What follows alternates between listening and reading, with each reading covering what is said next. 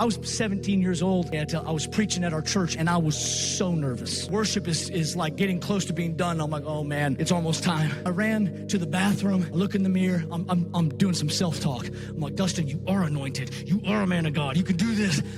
Right? And I lean back. I'm like, all right, let's go. And I realized that there had been some messy men in the bathroom before me and never wiped down the counter. And that counter was soaking wet. And now I was soaking wet. And about 2 minutes from going on stage, that's where long hanging tees came into style. I just stretched that thing and walked on up. And I walk up there, and honestly, I felt so many nerves. And I'm thinking, God, why did you pick me to try to do this? I don't even know what so I probably preached a terrible message, probably theologically off, but I just gave God my everything. One of my buddies, 2 years older than me, was far from God. His dad was part of the Russian mafia. He had really tough past, was going the wrong way, was in that service to hear me preach for the first time. He stood up over on the back row. He walked all the way down the aisle, came all the way to the front, and lifted his hands to surrender his life to Jesus. I laid my hands on him as a 17-year-old, tears coming down his face as he surrendered his heart to Jesus. This man has experienced some hardness of life, and I saw the presence of God begin to melt the hardness of his heart. And I realized it's not about my polished words. It's not about an amazing message or being the best. It's about taking whatever God's given me and putting it in his hands. In my hands, it was a feeble attempt, but in God's hands, it melted a heart of stone. That man got lit on fire